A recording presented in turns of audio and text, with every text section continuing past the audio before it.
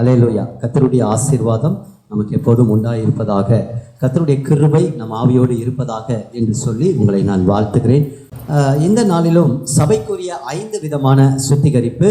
நான் அதில் 3 காரியத்தை குறிப்பாக சொல்லுவேன். மீதி 2 காரியத்தை நான் அவுட்லைன் மாத்திரம் நான் சொல்லி நான் கடந்து போவேன். அதுக்கு ஆதாரமாக இன்னைக்கு நம்ம வாசிக்கலாம். 1 யோவான் 1:7 எப்போதுமே அது காமனான வசனம். வாசிக்கலாம். அதை வாசிட்டு யோபு 6:24 யாராவது ஒருத்தர் அதை வாசிக்கலாம். அவர் ஒளியில் இருக்கிறது போல நாமும் ஒளியிலே நடந்தால் ஒருவரோடொருவர் ஐக்கியப்பட்டிருப்போம். அவருடைய குமாரனாகிய இயேசு கிறிஸ்துவின் இரத்தம் சகல பாவங்களையும் நீக்கி நம்மை சுத்திகரிக்கும். அடுத்து யோபு 6:24 வாசி.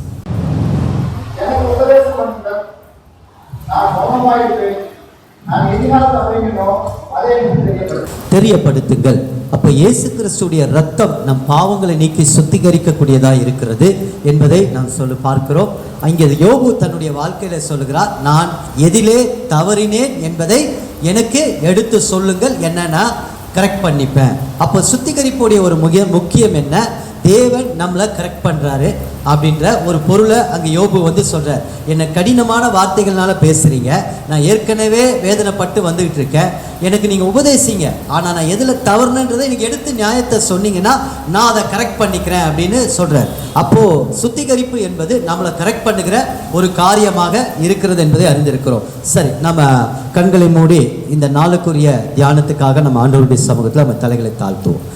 எங்கள் அன்பின் நல்ல பிதாவே, தேவரே, நீ தந்த இந்த நல்ல மன மகிழ்ச்சியான மாலை வேலைக்காக உமக்கு நன்றி செலுத்துகிறோம். அப்பா, உம்மை துதிக்கிறோம், உம்மை ஸ்தோத்தரிக்கிறோம். ஆண்டவரே, விலையாக உம்முடைய குமாரனை கொடுத்து இந்த பொல்லாத உலகத்திலிருந்து ஆண்டவரே எங்களை மீட்டெடுக்கும்படியாக உம்முடைய நேச குமாரனுடைய இரத்தத்தினால், அதை பற்றுகிற விசுவாசத்தினால் நாங்கள் உம்முடைய பிள்ளைகளாக இருக்கும்படியான பாக்கியத்தை கொடுத்திருக்கிறீர். அப்பா, இப்போதும் நாங்கள் உம்முடைய வேதத்தை ஆராய்ந்து பாருங்கள், அவைகளால் உங்களுக்கு நித்திய ஜீவன் உண்டாயிருக்கிறது என்பதற்காக நாங்கள் இந்த சுத்திகரிப்பை குறித்து கடந்த நாட்களில் அதனுடைய முக்கியத்துவத்தை பார்த்தோம். இயேசுவின் ரத்தம் எவ்வளோ அந்த ஜெயம் எங்களுக்கு உண்டாயிருக்கிறது என்பதை பார்த்தோம். ஆண்டவரே, இந்த நாளிலும் கூட நாங்கள் பார்க்கிறோம், சபைக்குரிய ஒரு 5 விதமான சுத்திகரிப்பு முறையை நாங்கள் தியானிக்க இருக்கிறோம். அப்பா, கர்த்தருடைய ஆவியானவர் எங்கள் மத்தியில் இடைப்படுங்க. ஆண்டவரே, எங்கள் ஆவி ஆத்துமா சரீரத்தை உடைய கரத்தில் ஒப்பு கொடுக்கிறோம். அப்பா, உம்முடைய ரத்தத்தினால் எங்களை கழுவி இந்த ஆழத்தை, அன்பை, அகலத்தை நாங்கள் ஆண்டவரே இந்த நாளிலே கண்டு எப்போதும் ஆண்டவரே முழுமையாய் நாங்கள் உம்முடைய ரத்தத்தினால் கழுவப்பட்டு சுத்திகரிக்கப்பட்டு ஒரு பரிசுத்தமுள்ள பிள்ளைகளாய் ஆண்டவரே நீதியை தரித்து கொண்டவர்களாய் காணப்படத்தக்கதான ஒரு பலனை எங்களுக்குள் அந்த அபிஷேகமாய் நீர் ஊற்றப் போவதற்காக ஸ்தோத்திரம். துறவா பட்டணத்தை போல கர்த்தருடைய வார்த்தையை வாஞ்சியோடு கேட்டவர்கள் நற்குணசாலியாய் மாறினார்கள். அப்படி நாங்கள் இந்த நாளில் இந்த சுத்திகரிப்பின் வார்த்தைகளை கேட்கும் போது எங்களுக்குள்ளாக ஒரு தெய்வீக சுவாபம் கட்டப்படட்டும். ஆண்டவரே, ஓ உமக்கு நன்றி ராஜா. அப்படி அடியனையும் மறைத்து நீங்க வெளிப்படுங்க. உங்களுடைய கரத்துல தாழ்த்துக்கிறோம், ஒப்பு கொடுக்கிறோம். இயேசுவின் மூலம் ஜெபிக்கிறோம் எங்க நல்ல பிதாவே. ஆமென், ஆமென், ஆமென். அப்போ இந்த நாளில் நாம் பார்க்க போகிறோம். கடந்த நாட்களில் நம்ம சுத்திகரிப்பை குறித்து அநேகம் பார்த்தோம். சுத்திகரிப்பு, பாவ மன்னிப்புக்கும் சுத்திகரிப்புக்கும் உள்ள ஒரு வித்தியாசத்தை நம்ம பார்த்தோம். இதை குறித்து நானும் பிரதரும் அழகாக பேசிகிட்டு இருக்கும்போது ஒரு காரியம் சொன்னாங்க. என்ன அப்படின்னு சொன்னால், அது என்னுடைய இருதயத்தில் அப்படியே பதிஞ்சது. அதை சொன்னபோது என்னென்னா, பாவ மன்னிப்பு என்பது தேவன் நமக்கு கொடுத்திருக்கிற ஈவாய் கொடுத்திருக்கிறார். ஆனால் சுத்திகரிப்பு என்பது என்னிலிருந்து அது புறப்படுகிறது, என்கிட்ட தான் அதை எதிர்பார்க்கிறார். அந்த உணர்வு எனக்குள்ள வரும்போது ஆண்டவர் நம்மளை சுத்திகரிக்கிறவராய் இருக்கிறார். உணர்வில்லாத இருதயத்தை சுத்திகரிக்க அவரால் முடியவே முடியாது என்பதை அன்னைக்கு அண்ணன் அழகா சொல்லிட்டு இருந்தாங்க. அதுக்காக நான் கர்த்தரை நான் ஸ்தோத்தரிக்கிறேன். அப்ப ஆண்டவர் நம்மளை சுத்திகரிக்கிறவராய் இருக்கிறார். அப்ப எதற்காக சுத்திகரிக்கிறார் என்று சொல்லும் போது நம்ம ஒரு வேத வசனத்தை பார்த்தோம். ஆவியிலும் மாம்சத்திலும் நீங்கள் கரை நீக்கி பூரண புருஷராகும்படி, தெய்வ பயத்தோடு பரிசுத்தத்தை பூரணராகும்படி கடந்து போக கடவோம் என்று. அப்போ அதோடைய ஃபுல் நோக்கம் என்ன? ஆண்டவருடைய விருப்பம் என்ன? நாம பரிசுத்தமாய் மாற வேண்டும், குமாரனுடைய சாயலுக்கு ஒப்பாய் நாம் சுத்திகரிக்கப்பட வேண்டும். அதை நம்ம பார்த்தோம். அப்படி நிறைய உதாரணங்கள் எல்லாம் நம்ம பார்த்தோம். லாஸ்ட்ல நம்ம பார்க்கும்போது எஜமான் சுத்திகரிக்கப்பட்டவங்க தான் எஜமானுக்கு உபயோகப்படுகிற பாத்திரமாயின்னு சொல்லி ஒரு 4 பாத்திரங்களை நம்ம பார்த்தோம். வெள்ளி, பொன், அதுக்கப்புறம் மரம், மண். இந்த 4 பாத்திரம் ஒரு வீட்டுக்குள்ள இருக்கு. அப்ப சபைக்குள்ள இந்த 4 விதங்களில் நம்முடைய ஆவிக்குரிய வளர்ச்சி இருக்கிறது என்பதை கூட நம்ம பார்த்தோம். அப்போ இப்படி நம்ம அநேக காரியங்களை நம்ம பார்த்து இருக்கிறோம். இந்த நாளில் நான் ஏற்கனவே சொன்னேன், நெகேமியாவிலிருந்து ஒரு 5 காரியங்களை உங்களுக்கு நான் சுட்டி காட்ட போறேன்னு சொல்லி நான் அதை ஒரு 5 தடவை அந்த அதிகாரத்தை நான் வாசிட்டேன். அதை வாசிக்கும் போது தான் நான் கண்ணீர் விட்டு அழுதேன். நேற்று இரவில் அதை வாசிக்கும் போது ஒரு சுத்திகரிப்பு எனக்கு தேவைப்படுகிறதா இருந்தது. அப்போ நான் அதை கண்ணீர் விட்டு நான் அழுதேன். இப்போ நம்ம இன்னைக்கு அதை நம்ம தியானிக்கலாம். ஒருவேளை ஆண்டவர் நம்மோடு ஆவியானவர் பேசும்போது இந்த தியானத்திலிருந்து யோபு கேட்டது போல, ஆண்டவரே என்னுடைய தவறை எனக்கு நீங்கள் சுட்டி காட்டினால் நலமாக இருக்குமே அப்படின்னு யாராவது ஒருத்தர் நம்ம உடம்புல ஒட்டி இருக்கிறத சொன்னாதான் நமக்கு தெரியும். முதுகுக்கு பின்னாடி இருக்கிறது சில நேரங்களில் தெரியாது. ஏன் ஃபேஸில் இருக்கிறதே சில நேரங்களில் நமக்கு தெரியறது இல்லை. யாராவது சொன்னாதான் நமக்கு தெரியறதா இருக்குது. இன்றைக்கி நிறைய பேர் சொல்கிறதும் கிடையாது.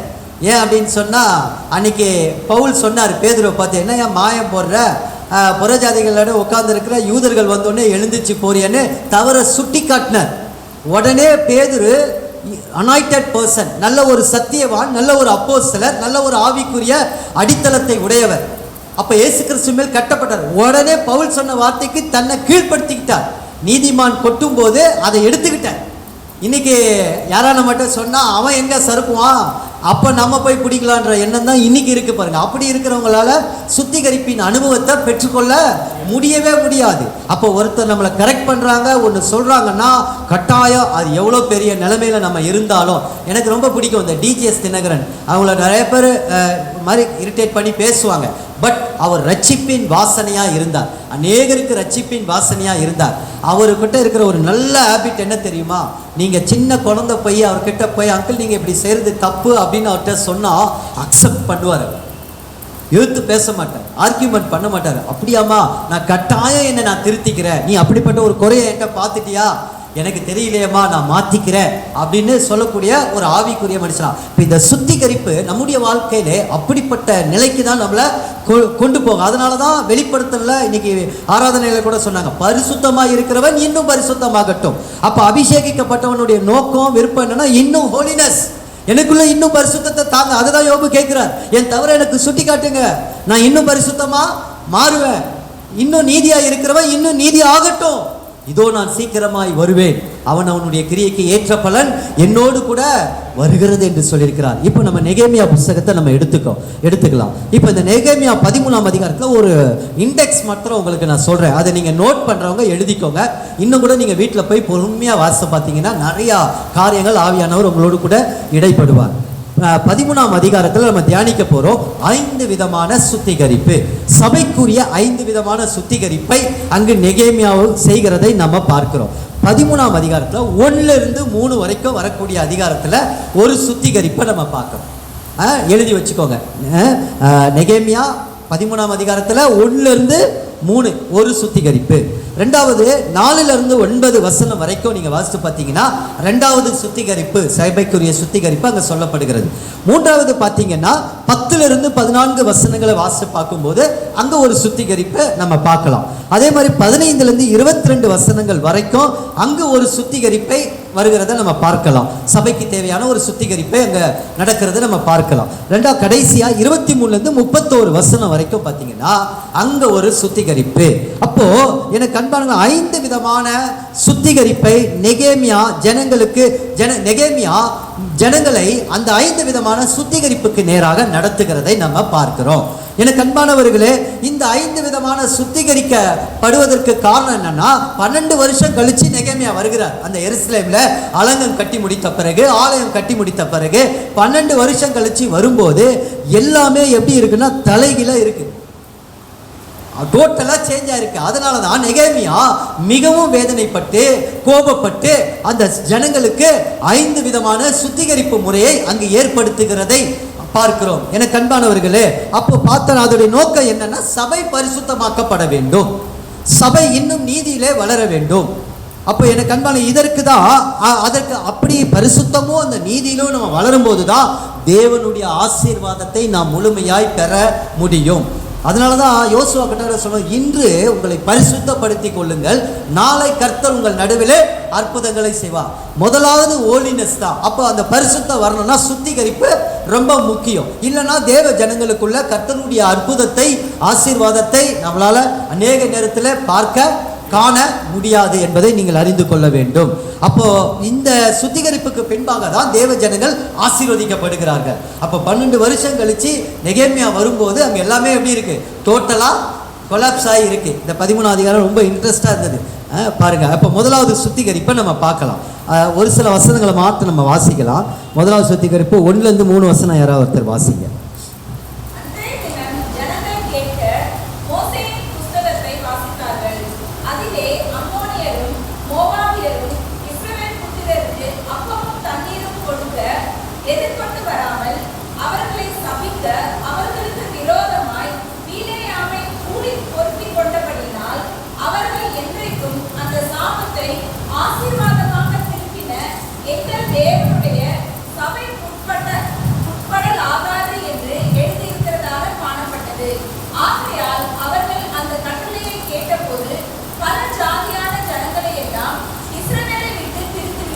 பிரித்து விட்டார்கள். அப்போ முதலாவது அங்கு சபையில நெகேமியா மூலமாக சபைக்கு ஒரு சுத்திகரிப்பை வெளிப்படுத்தி காட்டுகிறார். அங்கு அம்மோனியரும் மோவாபியரும் உள்ளே கலந்து விட்டார்கள். அப்போ இஸ்ரவேலிலிருந்து அவைகள் பிரித்து விடப்பட வேண்டும். எனக்கு அன்பானவர்களே, முதலாவது சபைக்குள்ள நமக்குள்ள ஒரு சுத்திகரிப்பை தேவன் பார்க்கிறார். ஏனென்றால் இந்த மோவாபியரும் இந்த அம்மோனியரும் தேவனுக்கு அருவருப்பானவர்கள். அப்ப முதலாவது நமக்குள்ள ஒரு சுத்திகரிப்பை தேவன் பார்க்கிறார். அந்த சுத்திகரிப்பு எதற்காக? இந்த மோவாபியர்கள் அவர்கள் நமக்குள் இருக்கக்கூடாது, அவர்களுடைய கிரியைகள் நமக்குள் செயல்படக்கூடாது, அவர்களை எதிர்த்து அவர்களை நம்மை விட்டு விலக்க வேண்டும் என்பதை தான் சொல்லுகிறார். ஏன்னா என்னாகமம் 23-24 நம்ம வாசிக்கும் போது அங்கு பாருங்க, பாலாக் என்கிற ஒரு ராஜா பிலேயாமை என்கிற தீர்க்கதரிசியை ஏவி இந்த இஸ்ரவேல் ஜனங்கள் மேய்ந்து போகிற ஜனங்கள் என்பதை அறிந்து இந்த ஜனங்களுக்கு விரோதமாக அவரை நீங்கள் வந்து சபித்தால் இந்த ஜனங்கள் என்னை ஒன்றும் செய்ய மாட்டார்கள் என்று சொல்லி கூலிக்காக பிலேயாமை அளித்த போது, பிலேயாம கூலிக்கு வஞ்சிக்கப்பட்டவன் வந்துட்டான்னு வச்சுக்கோங்க. ஆனாலும் ஒரு ஆனஸ்டா ஒரு பதில் சொல்றாரு. என்ன சொல்றாரு? தேவன் என்ன சொல்லுகிறாரோ அதை மாத்திரம்தான் நான் சொல்லுவேன்னு சொல்லி இந்த ஜனங்களுக்கு ஒவ்வொரு உச்சியிலையும் பலி செலுத்தி ஒவ்வொரு கொடுமுனையிலையும் போய் நின்று அங்க போய் தேவ ஜனங்களை சபிக்க போகிறார். அங்கு ஒவ்வொரு ஆசீர்வாதங்களை கொடுத்து கொண்டே வருகிறார். கடைசியாக ஒரு ரகசியம் வெளிப்படுத்தி விட்டார். என்னன்னா, இவர்கள் ஜாதிகளோடு கலவாத பரிசுத்த ஜனங்கள் அப்படின்னு சொல்லிட்டார். இதுல புரிஞ்சுதா என்னன்னு? இது ஒரு ரகசியம், இஸ்ரவேலுக்குள்ள தேவன் வைத்திருந்த ரகசியம். இதை என்ன செஞ்சிட்டார்? பிலேயாமே சொல்லிட்டார், இவர்கள் ஜாதிகளோடு கலவாதவர்கள். அப்போ இவர்களை கலக்கணும்னா மோவாபிய ஸ்திரீகளையும் அம்மோனிய ஸ்திரீகளையும் அந்த இஸ்ரவேலுக்குள்ளாக அனுப்பிட்டான். அவனுக்கு ட்ரிக்ஸ் தெரிஞ்சிருச்சு. அவ்வளவுதான், ரகசியம் வெளிப்பட்டாயிடுச்சு. ஏன் அப்படின்னு சொன்னா, ஏன் இந்த அம்மோனியர் இந்த மோவாபியர் ரொம்ப அருவருப்பானவர்கள் என்று சொன்னா, எப்பயுமே நம்ம உருவாக்கத்தை பார்க்கணும். எங்கிருந்து உருவானதுன்றது பார்க்கணும், அந்த கருவை பார்க்கணும். ஆதியாகமம் 19ஆம் அதிகாரத்தில் அந்த உருவாக்கம் எப்படின்னா, லோத்தின் 2 குமாரத்திகளும் ஒரு இலட்சியான காரியத்தை செய்யறாங்க, அவலட்சணமான காரியத்தை செய்யறதை நம்ம அறிந்திருக்கிறோம் வேதத்தில். ஒரு பிள்ளையே சந்ததி இல்லைன்னு சொல்லி தன் தகப்பனுக்கு ஊட்டி கொடுத்து குடிய கொடுத்து அதற்கு பின்பாக அவர்களோடு சயனித்து ஒரு அருவருப்பான சந்ததி பிறக்கிறது. அந்த சந்ததி தான் மோவாபிய சந்ததியும் பென்னானி என்கிற அம்மோன் புத்திரரை தலைவராக ஆளுகை செய்த இவர்கள் தான். அப்ப அதோடைய இதை தான் இங்க சொல்றாரு. இந்த உண்டான சந்ததி தான் மோவாப் பென்னான். அது என்ன பேர்? பென்னமி. இந்த பென்னமி தான் அம்மோன் புத்திரரே அவங்க இருந்தாங்க. இப்போ இதை தான் எங்க சொல்றாருன்னா, வெளிப்படுத்தல சொல்றாரு. வாசிங்க, வெளிப்படுத்த 2:14-15. இப்ப சபைக்குள்ள இந்த மோவாபிய அம்மோனியரும் இப்ப நீங்க எப்படி வராங்க அப்படின்னு சொன்னா, அந்த ஆவி எப்படி கிரியை செய்கிறது என்று சொன்னா வாசிக்கலாம். வெளிப்படுத்தல 2:14-15.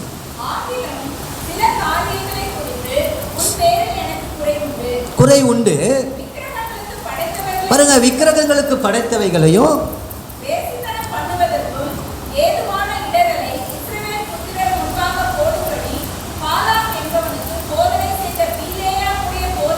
பாத்தீங்களா?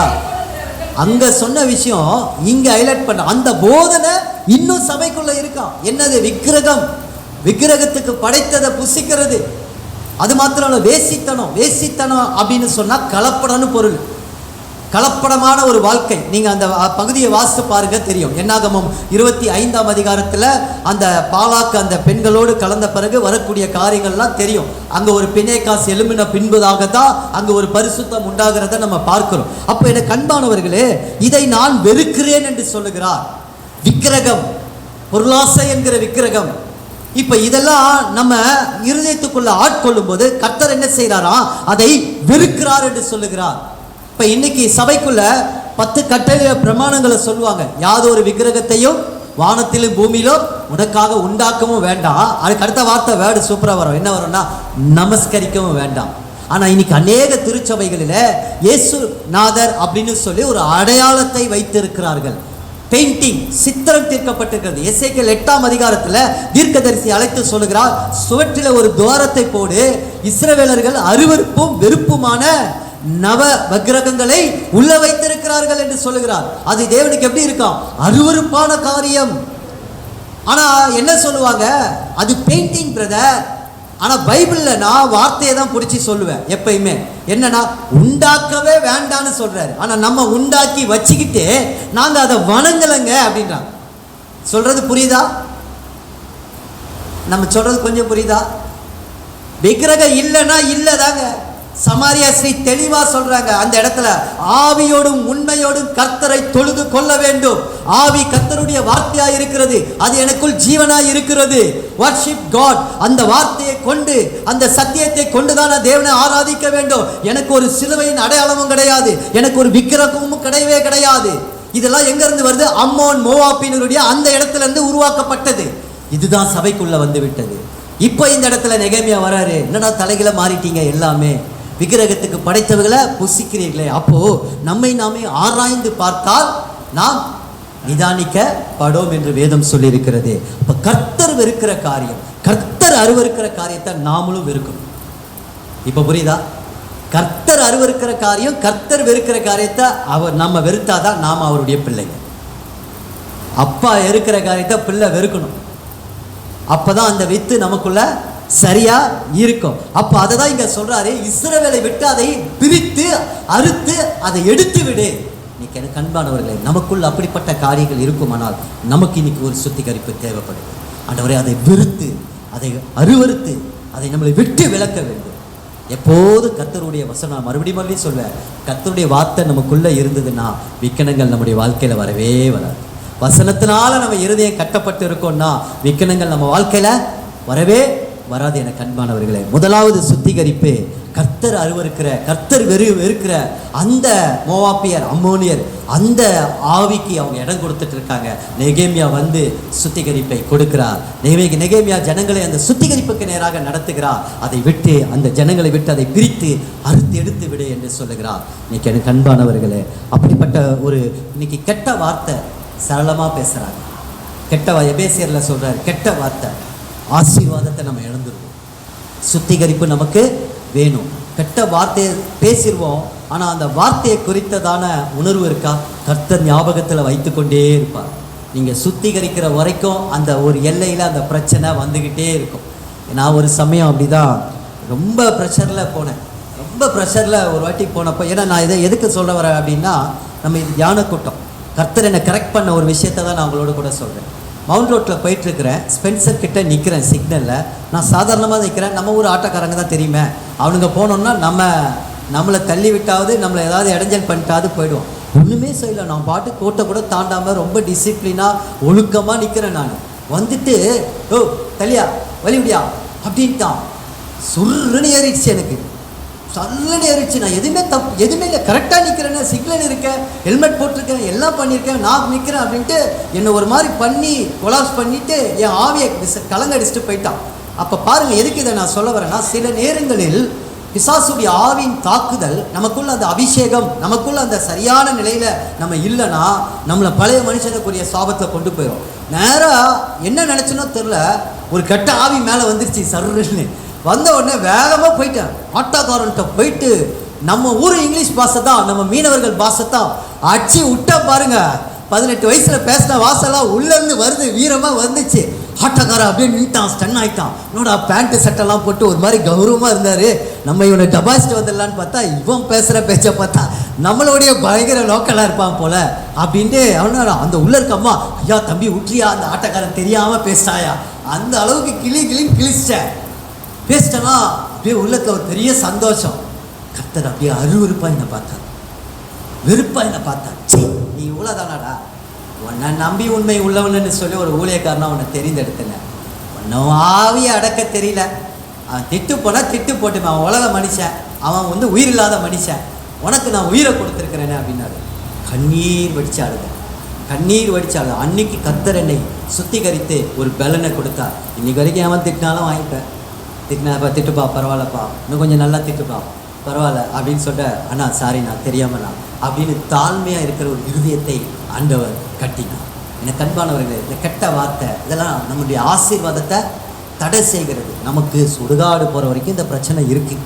அதனால அந்த ரத்தத்தினால நம்ம சுத்திகரித்துக்கிட்டே இருந்தால் தான் கர்த்தர் நம்மளை பலவானாக மாற்றிக்கொண்டே இருக்க முடியும். சில பேர் சீரியல், இன்னைக்கு பயங்கரமான சீரியல், அதுவும் 10 மணிக்கு மேலே இப்போ பிக் பாஸா நிறைய பேர் அதை பார்க்குறாங்க. நம்ம சர்ச் மெம்பர் பார்க்க மாட்டாங்கன்னு நான் நினைக்கிறேன், விசுவாசிக்கிறேன்.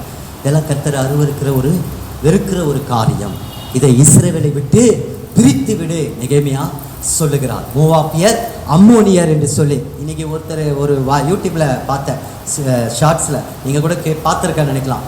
போத்திபார் அப்படின்னு சொல்லி அதை யாருக்கு ஒப்பிட்டு சொன்னார் அப்படின்னு சொன்னால், செல்ஃபோனுக்கு போத்திபார். இந்த போத்திபார் என்னவா, என்னை பாரு, என்னை தடவு, என்னை கட்டிப்பிடி, என்னை முத்தம் கொடுன்னு இந்த ஃபோனு இன்னைக்கு அநேகர் என்ன செய்தா, போத்திபார் மனைவி மாதிரி அதை நம்மளை கூப்பிட்டுட்டே இருக்கான். ஆனால் வஸ்திரத்தை கிழித்துக்கிட்டு அதை உதறிட்டு போகிற யோசேப்புகள் இன்னைக்கு இல்லை.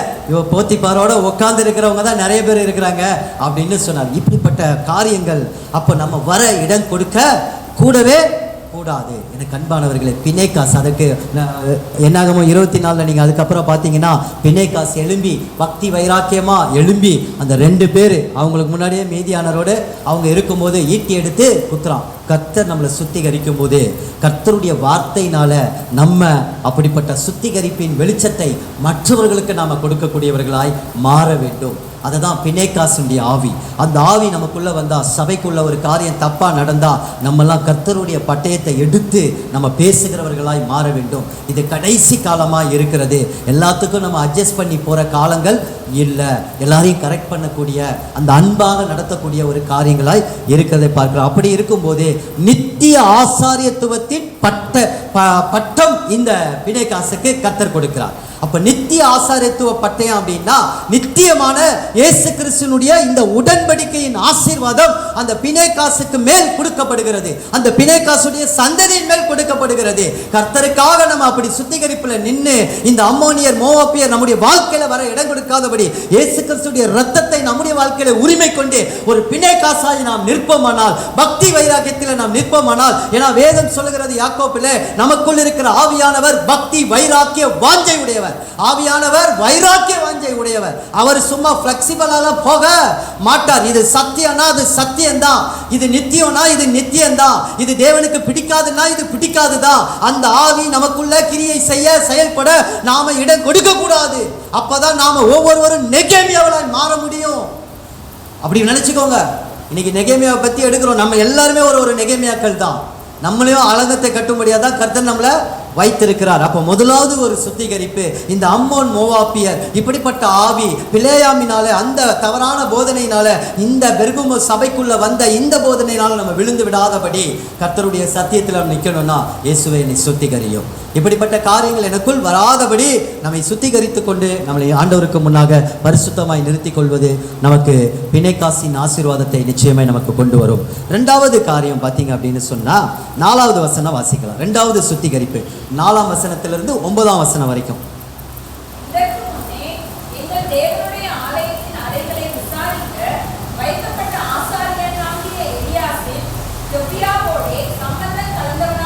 அப்ப இங்க 2வது காரியம் என்ன நடக்குது? 12 வருஷம் கழிச்சு நெகேமியா சபையை பார்க்க வரும்போது அங்கு பாருங்க, தொபியாவோடு அங்க என்ன நடக்குதாம்? சம்பந்தம் கலந்துட்டாங்க. என்னன்னா அங்க பரிசுத்த பொருட்களை வைக்கக்கூடிய அறையிலே அங்கு தொபியாவோடு சம்பந்தம் கலந்து அவனுக்கு ஒரு அறை அங்க வச்சிட்டாங்க. கர்த்தருக்குரிய இடத்துல தொபியாவுக்கு இடம். இப்ப புரியுதா? அப்ப தொபியா அப்படின்னு சொன்னா அதோடைய அர்த்தம் குட்னஸ் ஆஃப் ஜெகோவா. அதே மாதிரி இன்னொருத்தர் பேர் என்ன பேரு? எலியாசிப். காட் வில் ரெஸ்டோர், என்னை மீட்டெடுக்கிறவர். இந்த 2 பேருமே அவங்க பேருக்கு ஏற்ற மாதிரி அந்த இடத்துல இல்லை. நீங்கள் அதை ரொம்ப நல்லா வீட்டில் போய் பொறுமையாக கவனித்து பார்த்தீங்கன்னா, அறைகளை விசாரிக்க வைக்கப்பட்டவர் அந்த அறையை தொபியாவுக்கு ஒரு இடம் கொடுத்து அங்கே தொபியா கையில் கொடுத்துட்டார். அப்போ அந்த இடத்துல என்ன இருக்கணும்?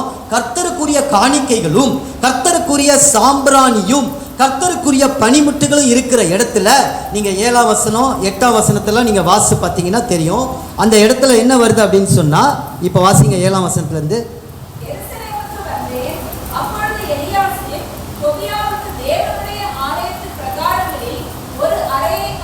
பாருங்க, தேவனுடைய தேவனுடைய காரியத்துக்கு வைக்கக்கூடிய பொருட்கள் இல்ல. இப்போ தொபியாவுக்கு ஒரு இடம் வந்துருச்சு. அது எப்படி இருந்ததா? பொல்லாப்பாய் அறிந்து கொண்டேன்றார். அதுக்கு அடுத்து வாசிங்க. அப்போ மனமடிவாகி. அப்போ இன்னைக்கு நம்ம பைபிள் ஸ்டடியில இருக்கிறோம். இன்னைக்கு இந்த வேதத்தை கொஞ்சம் தியானிச்சு ஆழமா பார்த்துக்கிட்டு இருக்கிறோம்.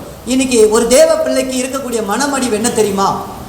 கர்த்தருடைய சத்தியத்துக்கு விரோதமா, கர்த்தருடைய ராஜ்யத்தின் பிள்ளைகள் கர்த்தருடைய சத்தியத்துக்கு விரோதமான காரியங்களை செய்யும் போது நமக்கு ஒரு மன வலி வேதனை வரணும். புரியுதா? நெகேமியாவுக்கு பாருங்க, ஒரு உண்மையான ஆவிக்குரிய தேவ மனுஷனுக்கு என்ன இருக்கு? நான் மிகவும் மனமடிவாகி, பாருங்க அடுத்து பாருங்க, தொபியாவின் வீட்டு தட்டு முட்டுகளை எல்லாம் அந்த அறையிலிருந்து வெளியே எரிந்து விட்டேன். அதுக்கடுத்து, பின்பு நான் அறை வீடுகளை சுத்திகரிக்க சொல்லி தேவனுடைய ஆலயத்தின் பனிமுட்டுகளையும் காணிக்கைகளையும் சாம்பிராணியையும் அங்கே திரும்ப கொண்டு வந்து வைத்தேன். 2வது சுத்திகரிப்பு என்ன? தொபியாவுக்கு இடம் கொடுத்தார்கள். அங்கே எலியாசிப்புக்கு அறையை காக்கும்படியாக அவனுக்கு பொறுப்பு கொடுக்கப்பட்டது. ஆனால் அவன் தொபியாவுக்கு இடம் கொடுத்துட்டான். இப்போ இன்னைக்கு எனக்கு அருமையானவர்களே, இதிலிருந்து நாம தெரிந்து கொள்ளக்கூடிய காரியம் என்ன? எரிய வேண்டியவைகளை எரிந்து விட்டு நம்ம வைக்க வேண்டிய காரியத்தை திரும்ப நம்முடைய இருதயத்தில் வைக்க வேண்டும்.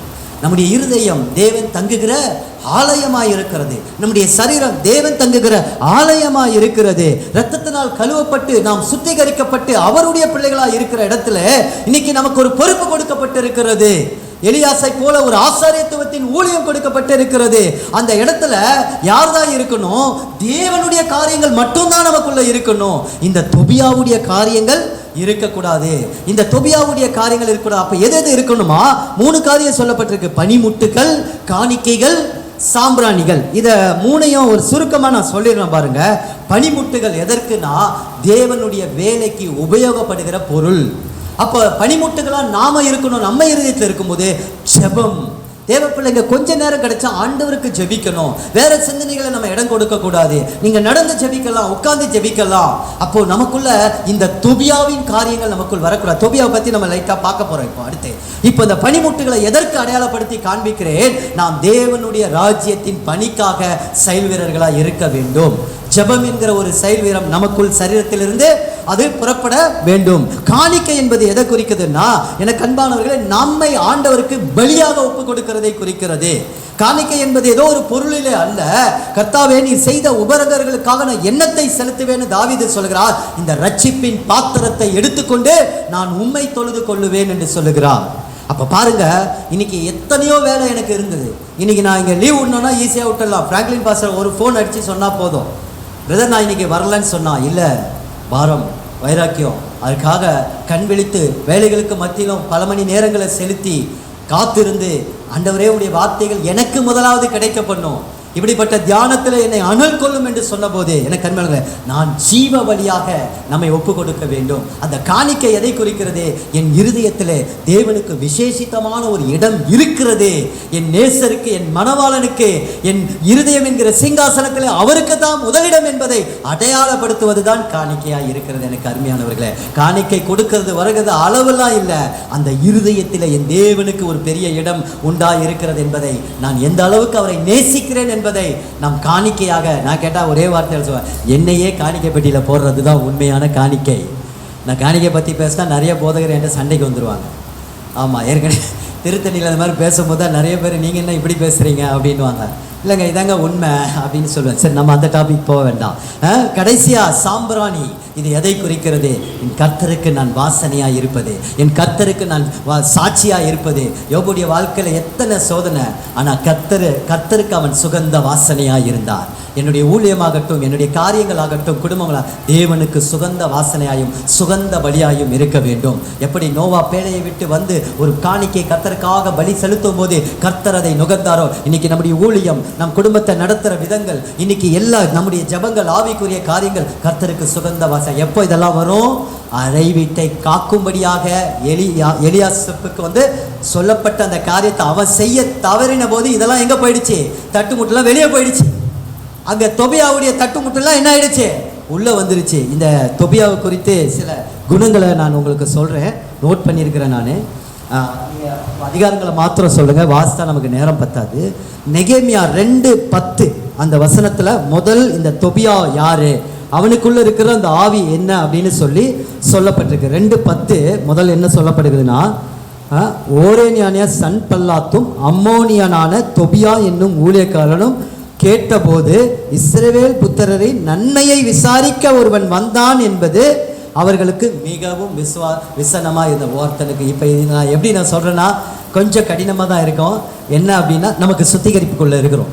இந்த தொபியா அங்கே பனிமுட்டுகளும் காணிக்கைகளும் சாம்பிராணிகளும் இருக்க வேண்டிய இடத்துல என்ன இருக்குது? தொபியா தன் தட்டுப்பட்டுகளை வைத்திருக்கிறான். இன்னைக்கு நம்முடைய இருதயத்தில் இருக்க வேண்டிய இடம் என்னன்னா, இந்த தொபியாவுடைய ஆவி நமக்குள்ள வரும்போது என்னன்னா, ஒருத்தனுக்கு நன்மை நடக்குதுன்னா நமக்கு விசனம் வரக்கூடாது. அவன் நம்ம எதிரியா இருந்தா கூட சரி, ஒரு நல்லது. இதை நான் ஒரு ப்ராக்டிக்கலாக சொல்கிறேன். என் வாழ்க்கையில் ஒரு 10 வருஷத்துக்கு முன்னாடி இது வந்தது. 2 ஊழியக்காரங்க இருந்தாங்கன்னா, ஒரு ஊழியக்காரரை புகழ்ந்து பேசுனாங்கன்னா என்னை சொல்லனா மண்டை பிச்சுக்கும் எனக்கு. நான் சொல்கிறது உங்களுக்கு புரியுதா? அந்த ஆவி தப்பான ஆவி. ஒருத்தருக்கு இஸ்ரவேல் புத்திரருக்கு நன்மை நடக்குதுன்னு வராங்க. அப்படி படும்போது இங்கே சன்பல்லாத்தும் தொபியாவும் என்ன நடக்கிறாங்க?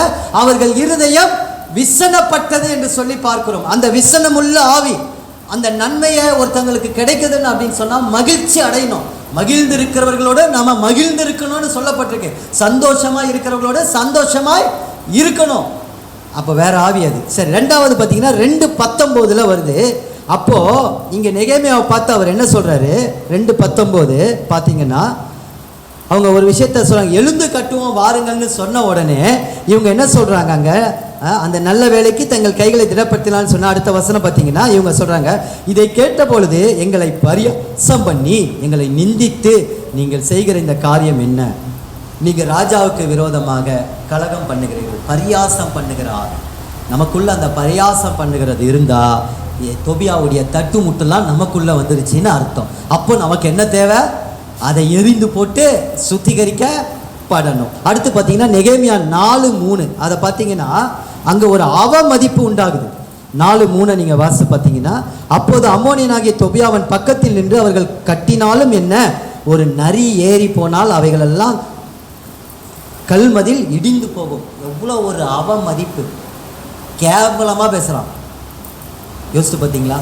இன்னைக்கு நம்முடைய வாயில மற்றவர்களை நம்ம உன் சகோதரனை வீண் என்று சொல்லுகிறவன் எரி நரகத்திற்கு பாத்திரனா இருக்கிறான். வீணுன்னு சொன்னாலே எவ்வளோ சென்சிட்டிவான வேர்டு பாருங்கள், எவ்வளோ ஒரு நுணுக்கமான வார்த்தை பாருங்கள். ஆண்டவர் சொல்கிறார் எரி நகரத்துக்கு பாத்திரன். அந்த எரி நகரத்துக்கு பாத்திரன்னா நரகம் கிடையாது. அந்த காலத்தில் அங்கே எருசலேமில் அந்த மலையில் பலி செலுத்திட்டு அந்த கழிவுகள் எல்லாம் பின்னாடி போடுவாங்க, அதில் தீ வச்சு எரிப்பாங்க. இப்போ ஒருத்தன் எரி நகரத்துக்கு பாத்திரன்னா வீணென்று அவன் சொல்லிட்டான் அப்படின்னா ஒரு குற்றவாளி நியாயத்துக்கப்பட்டான், அதை க்ளீன் பண்ண அவங்களை அனுப்பிச்சிருவான். அது நரகத்தில் இருக்கக்கூடிய ஒரு காரியம். அந்த பனிஷ்மெண்ட் அப்படிப்பட்டதாக அவங்களுக்கு போயிடும். அப்போ எனக்கு அன்பானவர்களை எவ்வளோ ஒரு வார்த்தை. அப்போ நம்ம ஆவிக்குரிய வாழ்க்கையில் நான் எதுக்கு இதெல்லாம் சொல்கிறேன்னா, நம்ம ஆவியில் அந்த அளவுக்கு தேவன் நம்மளை ஒரு நல்ல பரிசுத்தத்தை எதிர்பார்க்குறேன். அப்போ இந்த தொபியாவுடைய ஆவி அடுத்து பார்த்தீங்கன்னா அவமதிப்பு செய்கிறது. அப்புறம் 4:7 இது எல்லாருக்கும் இருக்கும்னு நினைக்கிறேன்.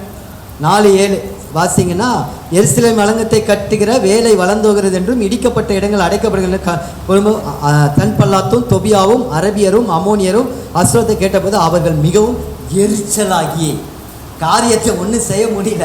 பரியாசம் பண்ணி பார்க்குறாங்க, விசனப்பட்டு பார்க்குறாங்க, அவமதித்து பண்ணி பார்க்குறாங்க. ஆனால் தேவனுடைய காரியத்தை என்ன செய்ய முடியல, தடை பண்ணவே முடியல. லாஸ்ட்ல என்ன, எரிச்சல். இந்த எரிச்சல் ஆவிக்கு கர்த்தர் தான் தண்ணீர் ஊற்றணும், வேற யாரும் ஒன்றும் பண்ண முடியாது. அப்படி எரிச்சல், அந்த எரிச்சல் நமக்குள்ளே வருது அப்படின்னு சொன்னால் நம்முடைய இருதயம் எரிச்சல் படக்கூடாது இந்த காரியத்திலும். அப்போது சமாதானமாக இருக்கணும். நெகேமியா 6:1-2 பார்த்தீங்க அப்படின்னா, பொல்லாங்கு செய்ய அவர்கள் நினைவு இருந்தது. பொல்லாங்கு செய்ய அது ரொம்ப இன்ட்ரெஸ்டிங்காக இருக்கும் பாருங்கள். நெகேமியா நீங்கள் படித்து பார்த்தா நமக்கு ரொம்ப அற்புதமாக இருக்குது. படிக்க படிக்க ஒரு காரியம் புதுசாக இருக்கா. நான் அலங்கத்தை கட்டி முடித்த பின்னி இது அதில் திறப்பு ஒன்றும் இல்லை என்பதை சன்பல்லாத்து தொபியாவும் எங்களுக்கு உண்டாயிருந்த எல்லாரும் பகஞ்சரும் கேள்விப்பட்ட போது, நான் வாசல்களுக்கும் இன்னும் கதவு போடாது இருக்கையில் சன்பல்லாத்தும் கேஷமும் ஆள் அனுப்பி நாம் ஓனோ பள்ளத்தாக்கில் இருக்கிற கிராமங்கள் ஒன்றில் ஒருவரை ஒருவர் கண்டு பேசுவோம் வாரும் என்று கூப்பிட்டார்கள். அவர்களோ வென்றால் எனக்கு பொல்லாப்பு செய்ய நினைத்தார்கள். நைஸா பேசியே பொல்லாப்பா பேசுகிற ஒரு காரியம். இதெல்லாம் இந்த ஆவிலாம் நமக்குள்ள என்ன செய்யக்கூடாது, வரக்கூடாது. நமக்கு அப்படி இருந்ததுன்னா சுத்திகரிப்பு நமக்கு தேவைப்படுகிற ஒன்றாக இருக்கிறது. அதுக்கு அடுத்து பார்த்தீங்கன்னா நெகேமியா 6:12 பார்த்தீங்கன்னா தீர்க்கதரிசிகளை ஏவுறாங்க. பொய்யா தீர்க்கதரிசிகளை சொல்லி தீர்க்க தரிசனம் சொல்லு அப்படின்னு கூலிக்கு ஆள் அனுப்பி தீர்க்க தரிசனம். இப்போ கூட நம்ம அப்படி தான் நிறையா நடக்குதுல்ல. ஒரு ப்ரேயர் மீட்டிங் விட்டா, பிரதர் இந்த வீட்டில் இப்படி தான் நீங்கள் பேசணும், இப்படி பேசினா தான் இங்கே நடக்கும் அப்படின்வாங்க. ஆனால் ஒரு வார்த்தை சொல்ல மாட்டாங்க. என்ன அப்படின்னா, உங்களுக்கு ஆவியானவர் எப்படி ஏவுறாரோ அப்படி நீங்கள் நடத்துங்க பிரதர், ஜோமன்ட்டு வாங்க அப்படி சொன்னோன்னா அது கர்த்தருடைய லீடிங். சில நேரங்களில் இப்படி தான் பேசணும் அப்படின்னு சொல்லுவாங்க. அப்படி பேசுகிறவங்களுக்கு தான் என்ன செய்யணும்னா காணிக்கைகள் மிகவும் அதிகமாக கொடுக்கப்படும். புரியுதுங்களா நான் சொல்கிறது? ப்ராக்டிக்கலாக இப்போ அப்படி நடக்குது. அங்கே நெகேமியா நாட்களில் நடக்குது. அங்கே என்ன செய்கிறாங்க, நீங்கள் வாசித்து பார்த்தீங்கன்னா தெரியும். அங்கே தீர்க்க தரிசனம் பொய்யாக கூலிக்கு ஆள் அனுப்பி, இப்படி நீங்கள் போய் தீர்க்க தரிசனம் சொல்லுன்னு சொல்லி கூலிக்கு ஆள் அனுப்பி அனுப்புகிறாங்க. அவங்க ஆசாரியர்களும் போய் அங்கே அப்படி பேசுகிறாங்க. இன்னைக்கு அநேக காரியங்கள் அப்படிப்பட்டதாக இருக்கிறது. அப்போ கர்த்தருடைய வார்த்தைனா அந்த வார்த்தை நமக்கு கற்றுக் கொடுத்தது, நமக்கு விளங்கி கொண்டது, நம்ம ஆவியில் ஆண்டவர் நம்மளை அனுபவத்தில் நடத்தினது, உணர்த்தினது. இந்த சத்தியத்தை தவிர எந்த இடத்துலையும் காம்ப்ரமைஸ் கிடையவே கிடையாது. எதுக்காகவும் நம்ம சத்தியத்தை மாற்றி பேசவும் வேண்டாம், அதை திரித்து பேசவும் வேண்டாம். உள்ளதை உள்ளதென்றும் இல்லதை இல்லதென்று நம்ம பேசுவது. கூலியை கர்த்தர் நமக்கு கொடுக்கிறவராக இருக்கிறார். வேலையால் கூலிக்கு பாத்திரன். சில இடங்களில் அதனால தான் கர்த்தருக்காக நம்ம மனப்பூர்வமாக ஊழியம் செய்யணும்னு சொல்கிறேன். எந்த விதத்தில் எந்த ஆதாயத்தையும் நம்ம எதிர்பார்த்து எந்த ஊழியத்தையும் நம்ம செய்யவே கூடாது. மனப்பூர்வமாக நீங்கள் செய்யும் போது கட்டாயம் அதில் ஜனங்கள் ஆசீர்வதிக்கப்படுவாங்க, ஜனங்கள் தொடப்படுவாங்க. ஜனங்களுக்கு அது தேவையான மன்னாவை கர்த்தர் அன்னைக்கு கொடுத்து அவங்க தாகத்தை தீர்க்கிறவர்களாக இருக்கிறார்கள். அப்போ இப்படிப்பட்ட ஒரு தொபியா ஆவி. அதுக்கு லாஸ்ட்டில் பார்த்தீங்கன்னா அவருக்கு பயம் உண்டாகிறதுக்கு கடிதம் எழுதினார். கடிதம் எழுதி லாஸ்ட்டில் எழுத்துக்கு போயிட்டார். இந்த 7 காரியங்களும் தொபி தான். நீங்களாம் சில குடும்பங்களெல்லாம் தெரியும், முன்னாடி நடக்கும். கிறிஸ்தவ குடும்பத்தில் சண்டை வந்ததுன்னா எனக்கெல்லாம் தெரிஞ்சுலாம் எங்கள் மாமாலாம் கடிதம் எழுதுவார். குடும்பத்தில் சண்டை அப்படின்னா 5 பக்கம் 6 பக்கம் லெட்டர்லாம் எங்கள் வீட்டுக்கு வரும். 5 பக்கம். எனக்கு அப்போல்லாம் அது விவரம் தெரியல. பட் இப்போ ஆவிக்குள்ளே வளர்ந்த பிறகு தான் தெரியுது, ஆடாப்பாங்கள இந்த விஷயந்தான் அங்கே பாரு. ஏன்னா பயன்படுத்துறதுக்கு, நான் உன் மேலே கோபமாக இருக்கிறேன், நான் உன் மேலே வெறுப்பாக இருக்கிறேன், இதை காட்டுறதுக்கு படிப்பேன். உனக்கு நான் சோறு தண்ணி இல்லை, நான் படித்ததை சொல்கிறேன். சோறு தண்ணி இல்லாமல் நீ சென்னைக்கு வந்தபோது உன்னை சீராட்டி உன்னை வைத்து நான் தானே, நீ எனக்கு துரோகம் பண்ணிட்ட, நீ நாசமாயிடுவ, நீ மோசமாயிடுவ. இப்படி எங்கள் மாமா அது தூய தமிழில் வரும், ரொம்ப அழகாக வரும், எல்லாம் வரும். அப்போது கடிதம் தானே ஃபுல்லாக. அப்போ இந்த ஃபோனு செல்ஃபோனில் எதுவுமே வாட்ஸ்அப்லாம் கிடையாது. அதெல்லாம் நான் படிச்சிருக்கேன். எங்கள் வீட்டில் ஃபேமிலியாக உட்காந்து படிப்போம். பாரா நம்ம மேலே இவ்வளோ வருது. அப்போ நாங்கள்லாம் கூட்டணியாக சேர்ந்துருவோம். அவங்க ஒரு கூட்டணி, இவங்க ஒரு கூட்டணி, சித்தப்பால ஒரு கூட்டணி, எங்கள் சைடில் ஒரு கூட்டணி, பெரிய பனிப்போரே நடக்கும் ஃபேமிலியில். அந்த மாதிரி பயம் உண்டாக ஊழியக்காரருக்கு விரோதமாக, கர்த்தருடைய காரியத்துக்கு விரோதமாக, இன்றைக்கி திருச்சபையில் தேவ பிள்ளைகளுக்கு விரோதமாக கடிதம் எழுதுகிறாங்க. கோர்ட்டு கேஸுக்கு போகிறாங்க. எனக்கு தெரிஞ்ச ஆசீர்வாதம் கோணிக்காரர்னு தெரியும். ஆசீர்வாதன்னு ஒருத்தர் இருந்தார், டிடி ஆசீர்வாதன்ட்டு. கொயரில் அவ்வளோ பாடினவர். ஆனால் அன்றைக்கி ஒரு லெட்டர் எடுத்துக்கிட்டு கோர்ட்டில் போகிறாரு. ஐயருக்கு விரோதமாக எழுப்பிக்கிட்டு போகிறாங்க. போகும்போது போகிற வழியில் ஆக்சிடெண்ட் ஆகி ஒரு கால் உடைஞ்சது. அவர் என்கிட்ட சொல்லுவார், நான் என்எம்எஸ் உடைய லீடராக இருந்தார். ஆமாம், அவரோடு நான் இருக்கும்போது அவருக்கு சில பணிவிடைகள்லாம் நான் செய்வேன், வயதானவர்ன்றதுனால. அப்படி அவரோடு இருக்கும்போது சொன்னார், இந்த கால் எவ்வளோ ஸ்ட்ரென்த்தாக இருந்தது, இந்த கால் 2 தப்பு பண்ணிச்சு அப்படின்னு சொல்லுவார். 1, என் வேலைக்காரங்களை எட்டி நான் மிதிச்சிருக்கிறேன். 2வது காரியம் சொல்வார், தேவ ஆலயத்தில் ஆயருக்கு விரோதமாக கடிதத்தை எடுத்துக்கொண்டு நான் கோர்ட் கேஸுக்கு நான் போனேன். போகிற இடத்துல ஆக்சிடெண்ட் ஆகி என் கால் உடைந்தது என்று சொல்லுவார். எனக்கு அன்பானவர்களே, இப்படிப்பட்ட ஆவிகள் இன்னைக்கு நமக்குள்ள தெரியாதபடி நமக்குள்ள இருக்கும் அப்படின்னா, எனக்கு அன்பானவர்களே, நாம இருதயமாகிய நம்முடைய ஆலயத்தில் இப்படிப்பட்ட அறைகள் தொபியா என்கிற காரியங்கள் அவங்க நம்ம வாழ்க்கையில் அறை போட நம்ம இடம் கொடுக்கவே கூடவே கூடாது. அங்கு எலியாசபத் அப்படிப்பட்ட ஆசாரி பனிமுட்டுகளும் காணிக்கைகளும் சாம்பிராணிகளும் இருக்க வேண்டிய இடத்துல இன்னைக்கு தொபியாவுக்கு அறை போட்டு கொடுத்ததுனால நெகேமியா வந்து அந்த இடத்துல என்ன செய்கிறார்? அவர் மனமடிவாகி ஒரு சுத்திகரிப்பை உண்டாக்குகிறதை நம்ம பார்க்கிறோம் எனக்கு அன்பானவர்களே. அப்ப இரண்டாவது சுத்திகரிப்பு தொபியாவினுடைய ஆவி, அவனுடைய கேரக்டர்ஸ், அவனுடைய காரியங்கள் ஆலயமாகிய நம்முடைய இருதயத்தில் வரவே கூடாது. நமக்குள்ள இருக்கிறது என்ன இருக்கணும்? பனிமுட்டுகள். நமக்குள்ள இருக்கிறது என்ன இருக்கணும்? காணிக்கைகள். நமக்குள்ள இருக்கிறது என்ன இருக்கணும்? சாம்பிராணிகள். இது மூணுத்துக்கும் அவங்களுக்கு ஒரு விளக்கத்தை நம்ம பார்த்துருக்கிறோம். நான் தேவனுக்கு பயன்படுகிற பாத்திரமா இருக்கணும். நான் தேவனுக்கு தனித்துவமான ஒரு இடத்தை என் இருதயத்தில் என்னையே பலியாக ஒப்பு கொடுத்து நான் காணிக்காக என் இருதயத்தில் அவருக்கு ஒரு இடம் உண்டு விசேஷத்தர் என்பதை நான் அடையாளப்படுத்தி கொண்டே இருக்கணும் ஜீவ பலியாக. மூன்றாவது காரியம் சாம்பிராணி. நான் தேவனுக்கு என் ஊழியம் வாசனையா இருக்கணும், என் பிரயாசம் வாசனையா இருக்கணும். என் ஆண்டவர், நான் நிச்சயமாய் சொல்லுவேன், நீங்க தேவனுக்காக நின்று பாருங்க, ஒரு காலத்துல யாருமே தடைப்பட முடியாது. கர்த்தர் நம்ம விரும்புகிற விருப்பத்தை, நம்ம எதிர்பார்த்திருக்கிற நன்மையை அவர் வந்து நம்ம வீட்டில் தேடி கொடுப்பார். ஒரு தடங்கள் கூட இருக்காது. இந்நாட்களில் அது பிரபாண்டனுக்கு கூட தெரியும். இந்நாட்களில் ஆண்டவர் நடத்தின விதங்களை நாங்கள் இன்னைக்கு அனுபவிச்சு முடிச்சுட்டு தான் இந்த இடத்துல நாங்கள் வந்திருக்கிறோம். கண்ணீரோடும் இருதயம் நொறுங்கி பாரத்தோடு கூட நான் சொல்லுகிறேன், கர்த்தருக்காக நிற்கிற ஒரு ஆத்துமாவை ஆண்டவர் இந்த நாட்களிலே பார்க்கிறார். அதுக்கு ஒரு சுத்திகரிப்பு நமக்கு ஒரு அடையாளமாக இருக்கிறது. மூன்றாவது காரியம் பார்த்தீங்கன்னா, அங்கு நெகேமியா 13ஆம் அதிகாரம் 10-11 மட்டும் வாசிங்க.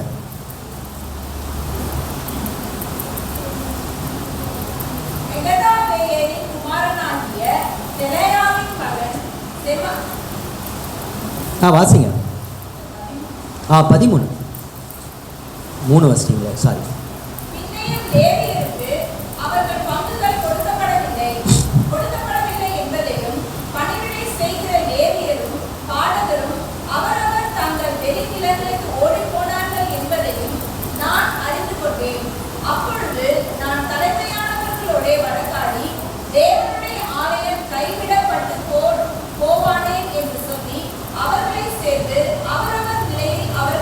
வைத்தேன். இப்ப இங்க என்ன நடக்குது பாருங்க. இது எந்த சுத்திகரிப்பு அப்படின்னு சொன்னா, கர்த்தர் எல்லாருக்கும் ஒரு நிலையை கொடுத்திருக்கிறார். நம்மளை தெரிந்து கொண்ட ஆண்டவர் நமக்கு ஒரு ஸ்தானத்தை கொடுத்திருக்கிறாரு. ஒரு நிலையில தான் நம்மளை வச்சிருக்கிறார். என் நிலையில இன்னைக்கு நீங்க இல்லை, உங்க நிலையில நான் இல்லை. எல்லாருக்கும் ஒரு நிலையை கொடுத்திருக்கிறார். அங்கு என்ன நடக்குது அப்படின்னு சொன்னா, ஒரு வைத்த இடத்துல இல்லை. என்ன அப்படின்னு சொன்னா, அங்கு லேவியர்களுக்கு கொடுக்க வேண்டிய பங்கு அவர்கள் கொடுக்கல, சம்பளம் கொடுக்கல, அவங்களுக்கு வர வேண்டிய பங்கை கொடுக்காததுனால என்ன பண்ணுறான், அவன் பொழப்பு வேணுமே, அவங்க அந்த ஸ்தானத்தை விட்டு விலகி போயிட்டாங்க. இப்போ இந்த காரியத்தை பார்த்த உடனே அவங்க நெகேமியா ஒரு காரியத்தை செய்கிறாரு. மறுபடியும் எல்லாத்தையும் கொண்டு வந்து சேர்த்து அவர்கள் ஸ்தானத்தில் வைக்கிறார்கள். அப்போ ஓடி போனவர்களை நெகேமியா சுத்திகரித்து மறுபடியும் அவருடைய நீங்கள் இருந்த ஸ்தானத்தில் இருங்க அப்படின்னு சொல்லுகிறதை பார்க்கிறோம். அப்ப கர்த்தர் நம்மளை எந்த இடத்துல வைத்திருக்கிறாரோ, கர்த்தர் நமக்கு எந்த ஊழியத்தை கொடுத்திருக்கிறாரோ, கர்த்தர் நமக்கு அந்த இடத்துல நம்ம நிலைச்சு நிற்கணும். நமக்கு கொடுத்த சபையில நிற்கணும். அது ரொம்ப முக்கியம். ஓடக்கூடாது. இங்கேயும் அங்கேயும் இங்க நல்லா இருக்க போதனை, அங்க நல்லா இருக்க போதனை இல்லை. நம்ம நிலையற்றவர்களா மாறிடுவோம். எந்த இடத்துலையும் போதனை எல்லாம் ஒன்று தான். கொஞ்சம் டாக்டரிங்கில் மாறி இருக்கும். அதை நமக்குள்ள இருக்கிற அபிஷேகம் சத்தியத்தைக்குள் நம்மளை நடத்தும். அந்த அபிஷேகம் நமக்கு போதிக்கும். அந்த அபிஷேகம் நம்மளை அந்த ஸ்தானத்தில் நிலை நிற்க வைக்கும். எது கள்ள உபதேசம், எது பொய்யான உபதேசம், எது பொய்யான ஊழியம், எல்லாம் கட்டாயம் நமக்குள்ள அபிஷேகம் சரியா இருந்தா கட்டாயம் அந்த ஆவியானவர் நமக்கு எல்லாத்தையும் சகலத்தையும் போதித்து அவர் நம்மளை நடத்துகிறவராக இருக்கிறார். இங்கே ஓட்டாங்க, எல்லாம் இன்னைக்கு ஓடிட்டாங்க. நான் இன்னைக்கு பார்க்குறேன். அப்போ நம்ம ஊழியம், இன்னைக்கு நம்முடைய ஊழியம் கொடுக்கப்பட்டிருக்கு, நமக்கு ஒரு சபை கொடுக்கப்பட்டிருக்கு, நமக்கு ஒரு குடும்பம் கொடுக்கப்பட்டிருக்கு, நமக்கு ஒரு வேலை கொடுக்கப்பட்டிருக்கு. இதில் நாம சரியா உண்மை உள்ளவர்களாக இருக்கிறோமா? அப்போ இதில் அவர்கள் உண்மை இல்லாதவர்களாக மாறினால நெகேமியா சுத்திகரித்து மறுபடியும் அதுக்கு அடுத்த வசனம் வாசி பார்த்தீங்களா, உண்மை உள்ளவர்களை அந்த ஸ்தானத்திலே அவர் ஏற்படுத்தினார் அப்படின்னு பிறகு. அப்போ அந்த உண்மை இல்லாத தன்மை நாம நிலையற்றவர்களாக மாறிவிட அது ஏதுவாக இருக்கிறது. அப்போ நெகேமியா இங்கே ஒரு சுத்திகரிப்பை கொடுக்குறாரு. நம்முடைய ஸ்தானத்தில், நம்முடைய நிலையில் சரியாக நிற்கணும். 2006 இருக்கும், 2006 15 இருக்கும், 2015 அந்த நேரத்தில் நாங்கள் ஒரு ஜபக்குழு வச்சுருந்தோம். அந்த ஜபக்குழு நாங்கள் 5 பேர், நர்கீஸ் என்கிற சகோதரி, தாமஸ் என்கிற சகோதரன், பிரேம், நித்தில், மோசஸ், நான் 6 பேர் மொத்தம். நாங்கள் ஒரு ப்ரேயர் செல் வச்சுருந்தோம். அந்த ப்ரேயர் செல்லில் எல்லாம் நல்லா நாங்கள் ஞாயிற்றுக்கிழமை சண்டே ஆனால் 10 மணிக்கு சர்ச்சு முடிஞ்சு 10 மணிக்கு மேல் வீட்டு அறையில் தண்டையார்பேட்டில் ஒரு வீட்டில் மேல் வீட்டு அறைக்கு போயிடுவோம். அங்கே போனோம் அப்படின்னு சொன்னால் 3 மணிக்கு தான் வெளியே வருவோம். சோறு தண்ணி இல்லாமல் நாங்கள் 6 பேரும் அந்த அளவுக்கு பல வருஷங்கள் ஜெபிச்சிருக்கிறோம். அந்த தேவ சேனை ஜெபக்குழுவாக இருந்து நாங்கள் ஜெபித்தோம். அப்போ ஊழியங்கள் பிரிந்து போகும்போது அப்போது அந்த ஊழியத்தை அந்த கடைசி கால தேவ சேனைன்னு சகோதரர் ஒரு அந்த ஊழியத்தை டேக் ஓவர் பண்ணுறார். அப்போ பண்ணும்போது என்ன அந்த இடத்துக்கு அழைக்கிறேன், எதுக்கு இதை நான் சொல்ல வரேன் அப்படின்னு சொன்னால், உங்களை நான் செக்ரட்டரியாக போடுறேன், ட்ரெஷரராக போடுறேன் அந்த ஊழியத்தில், நீங்கள் வந்துருங்க பிரதர் அப்படின்னு சொல்லி மோசஸ் என்ன அன்பை அழைச்சார். ஆனால் அப்போ நான் சொன்னேன், கர்த்தர் என்னை NMS என்கிற மிஷினரி ஊழியத்தில் தான் சிலுவையை சுமக்க வைத்திருக்கிறார், பாடுபட வைத்திருக்கிறார். அதை தவிர்த்து நான் வேறு எந்த ஸ்தானத்துக்கோ போக மாட்டேன். NMSல எனக்கு எவ்வளோ சம்பளம் தெரியுமா? 800 ரூபாய். 2005 நான் NMSல இருக்கும்போது எனக்கு 800 ருபீஸ் சேலரி. இன்றைக்கி எனக்கு 6500 சேலரி. அந்த ஸ்தானத்தை விட்டு நான் விலகவே இல்லை. சம்பளம் குறைவாக இருந்தாலும் கூட அந்த நாட்களிலும் நிலைத்து கர்த்தருக்காக அந்த தேவ ராஜ்யத்தின் விருத்திக்காக உண்மை உள்ளவர்களாய் நாங்கள் நின்றோம். எத்தனையோ அவமானங்கள், எத்தனையோ நிந்தனைகள். இன்றைக்கும் மிஷினரிகளை நான் பார்க்குறேன். என்னுடைய 24 வருஷ அனுபவத்தில் மிஷினரிகள் பசியும் பட்னியுமா எத்தனையோ பேருக்கு நாங்கள் அந்த நாட்களில் ஸ்கூல் ஃபீஸ் எங்கள் வறுமையிலேருந்து நாங்கள் எடுத்து அவர்களுக்கு நாங்கள் உதவி செஞ்சுருக்கோம். இன்றைக்கும் அவர்கள் அதே ஸ்தானத்தில் நிலைத்து நின்று கொண்டு இருக்கிறார்கள். கர்த்தருக்காக அறுவடையை எடுத்து கொண்டு இருக்கிறார்கள். கர்த்தருக்காக அவங்க நிலைச்சு நின்றதுனால தான் இன்னைக்கு கொல்லிமலையெல்லாம் துண்டை காணும் துணியை காணும்னு பிரேம துரத்தக்கூடிய ஆவிகள் எத்தனையோ இருந்தது. ஆனால் அவர்களுக்கு பங்கு கிடைக்கல, ஸ்தாபனங்களிலிருந்து போகலை. எத்தனையோ இடர்கள் இருந்தது, ஆனால் அவர்கள் நிலைத்து நின்றார்கள். ஆனால் இன்னைக்கு இங்கே இருக்கிற திருச்சின்ன விசுவாசிகள், திருச்சபை பிள்ளைகள் தான் இன்னைக்கு இந்த சபை நல்லா இல்லை, அந்த சபை நல்லா இல்லை, இந்த ஊழியம் நல்லா இல்லை, இந்த பாசை திட்டாரு, அந்த பாசை திட்டாரு. திட்டு வாங்குங்க, கல்லடி பட்டாதாங்க கனி கொடுக்க முடியும். அந்த ஸ்தானத்தில் நெகேமியா கொண்டு வந்து நிறுத்தினார் என்று சொல்லி நம்ம இங்கே பார்க்குறோம். அப்போ என் ஊழியத்தில், என் சபையில், என் குடும்பத்தில் இன்னைக்கு நாம் எப்படி போய் வேலையில் நாம் நிற்கணும். எனக்கு அன்பானவர்களை, கர்த்தர் உயர்த்துவார், கர்த்தர் நம்மளை பலப்படுத்துவார். நீங்கள் நம்ம நின்னா, உறுதியாக நின்னா போதும், நிச்சயமாய் கர்த்தர் நமக்கு ஒரு பெரிய காரியங்களை செய்வார். அதனால தான் தாவீது சுத்திகரிப்பின் போது அவர் ஜெபிக்கிறார், ஆண்டவரே நிலைவரமான ஆவிய என்னில் சிருஷ்டியும். அப்போ ஸ்டாண்டர்ட் ஸ்பிட், என்னை அசைக்க முடியாது, நிலக்கால் மாதிரி தான்ப்பா, இங்கே இங்கே இங்கே இங்கே இதாப்பா நான், என்னை இங்கே அங்கேயே தவிர நான் வேற எங்கேயும் போகவே மாட்டேன். இனி நிலைத்து நிற்கக்கூடாத ஒரு சூழ்நிலை வந்தால் வாசப்படியை பார்த்துக்கோங்க. இந்த கதவு இதை விட்டு என்னைக்காவது எங்கேயாவது போச்சுன்னா நம்ம வீடு போச்சு. அப்போது நிலைத்து நிற்கிற ஒரு காரியம், அதுதான் இயேசு கிறிஸ்து அழகா திராட்சை செடியுடைய ஊமையை சொல்லும்போது, நீங்கள் என்னிலும் என் வார்த்தை உங்களிலும் நிலைத்திருந்தால் நீங்கள் கேட்டுக்கொள்வது எதுவோ அது உங்களுக்கு அருளப்படும் என்று சொல்லுகிறார். அப்போ நீங்கள் என்னிலும் என் வார்த்தை உங்களிலும் நிலைத்திருக்கும் போது, அப்போ எதில் நிலைத்திருக்கணும்? தேவனுடைய வார்த்தையில் நம்ம நிலைத்திருக்கணும், உறுதியாக இருக்கணும். கர்த்தர் நமக்கு இதுதான் சத்தியம்னு சொல்லிட்டாருன்னா, இதுதான் ஊழியம்னு சொல்லிட்டாருன்னா, இந்த பாதம் தான் சொல்லிட்டாருன்னா, அதில் நம்ம என்ன செய்யணும்? உறுதியாக இருந்தால் கர்த்தர் அந்த ஊழியத்தையே அப்படியே மேன்மைப்படுத்திக்கிட்டே நமக்கு பலப்படுத்தி கொண்டே வருகிறவராக இருக்கிறார். ரெண்டாவது பார்த்தீங்கன்னா, ஆண்டவர் வருகும்போது சொல்கிறார், முடிவு பரிந்தம் நிலை நிற்பவனே ரட்சிக்கப்படுவான். அப்போ நான் 3 நிலைவரமான ஆவிக்காக இந்த 3 காரியத்தை சொன்னேன். ஒன்று, சுத்திகரிப்பில் நிலைவரமான ஸ்பிரிட். அந்த ஸ்பிரிட்டு வேறு யார் கிடக்கூடாது. ஒன்று பிசாசுடைய ஆவி இருக்கும், இல்லைன்னா கர்த்தருடைய ஆவி இருக்கும். ஆனால் ஆத்மாவில் அப்படி கிடையாது, எல்லாமே வரும், எல்லா குப்பையும் வரும். ஆனால் அதை பகுத்தறிஞ்சு நம்ம எடுக்கிறது கர்த்தருடைய பட்டயம், இருப்புற கருக்குள்ள பட்டயம். சத்தியம் போகும்போது அதை பகுத்தறிஞ்சு செப்பரேஷன் பண்ணும். இது நமக்கு தேவையானது, இது தேவையில்லாதது அப்படின்னு சொல்லி பார்க்குறோம். இப்போ எனக்கு அன்பானவர்களே, முடிவு பறிந்தவன் நிலை நிற்கிறவனே ரட்சிக்கப்படுவான்னு சொல்கிறேன். நிலைத்திருக்கிறவர்கள் தான் உண்மை உள்ளவர்களாக இருக்க முடியும். நிலைத்திருக்கிற ஒரு ஆவி வேணும்னா நமக்குள்ள சுத்திகரிப்பு தேவைப்படும். இங்கே நிலைத்தில்லாத ஒரு சூழ்நிலை காணப்பட்டது. நெகேமியா அந்த தலைமையானவர்களோடு பேசி சேர்த்து கொண்டு உண்மை உள்ளவர்கள் அந்த இடத்துல அங்கே கொண்டு வைக்கிறதை நம்ம பார்க்கிறோம். எனக்கு அன்பானவர்களை, கர்த்தர் ஒரு இடத்துல ஒரு செப்பரேஷன் பண்ணுறாரு. இந்த நிலைத்திருக்கிறதற்கு யுத்தத்தில் நிற்கணும்னா ஒரு டெஸ்டிங் வைக்கிறார். நான் அதை லைட்டாக ஓமையாக நான் டச் பண்ணுறேன் பாருங்கள். என்னென்னா, கிதியோனை பயந்தாங்கொழியை தெரிந்து கொள்கிறார். அப்போ தெரிந்து கொள்ளும்போது சொல்கிறார், மீதியானரை உன் மூலியமாக தான் முறியடிப்பேன்னு சொல்லிட்டார். இப்போ சொல்லும்போது ஒரு பெரிய கூட்டத்தை ஆண்டவர் அங்கே ஆயத்தப்படுத்துறார். 36,000 பேர் நினைக்கிறேன். 36,000 பேரை வந்து யுத்தத்துக்கு ஆயத்தப்படுத்திட்டார். இப்போ சொல்கிறாரு, பயமோ திகில் இருக்கிறவங்க யாருன்னு கேட்டுப்பாரு அப்படின்றார். சும்மா எப்பா யாருக்கா பயம் இருக்கா, திகில் இருக்கா, ஊழியத்துக்கு கிளம்புறோம், கிராம ஊழியத்துக்கு, சுவிசேஷ ஊழியத்துக்கு போகிறோம், கல்லடி விழும், ஆமாம் என்ன கட்டி போட்டு அடிப்பாங்க, இப்படி உங்கள் பாஸ்டர் சொல்கிறாரு இல்லைங்க, பயமாக இருந்தால் திகிலாக இருந்தால் நோ அப்ஜெக்ஷன், நீங்கள் ஒரு நல்லா ஜோம் பண்ணிக்கிட்டு இங்கே இருக்கலாம் அப்படின்னு சொல்லிடுறான்னு வச்சுக்காங்க. பாதி பேருக்கு என்ன ஆகிடும், ரைட்டு இங்கேயே ஜோப் பண்ணிடலாம், அங்கே போய் எதுக்கு கல்லடி வாங்கணும், இவங்களுக்காக கல்லடி வாங்காமல் நம்ம இங்கே இருந்தோம். அப்படி ஒரு 20,000 பேர் என்ன பண்ணிட்டாங்க, பிரேக்கப் ஆகிட்டாங்க. கத்தரானா உடலை என்ன பண்ணிட்டாரு, இல்லை நான் இன்னொன்று சொல்கிறேன், ஒரு ஆற்றங்கரை பக்கம் போ, தண்ணி தாகத்துக்கு குடிக்கிறவங்கள கூட்டு போ அப்படின்னு சொல்லும்போது 2 ட்ரிக்ஸை சொல்கிறார் குடிக்கிறதுல. என்ன சொல்கிறாருன்னா, முழங்கால் போட்டு குடிக்கிறவங்கள தனியாக பிரியுன்றார். ஆனால் நாய் மாதிரி நக்கி குடிக்கிறது அதுக்கு நாயை ஓமையாக கொண்டு வர்றார். கானானிய ஸ்திரீக்கும் நாய ஓமையாக கொண்டு வர்றார். இங்கேயும் நாய ஓமையாக நக்கி குடிக்கிறவங்கள தனியாடுங்க. 300 பேர் தான் நக்கி குடித்தாங்க. இதில் என்ன வித்தியாசம் சொல்லுங்கள், சும்மா நம்ம தியானிப்போம், நீங்கள் எதாவது சொல்லுங்கள். எதனால அந்த செப்பரேஷன், அந்த 2 விஷயம். ஒன்று முழங்கால் படியிட்டு தண்ணி குடிக்கிறாங்க, கட்டதானே குடிக்கிறாங்க, தப்பாக ஒன்றும் செய்யலையா அவங்க. இங்கே நாய் மாதிரி குடிக்கிறாங்க.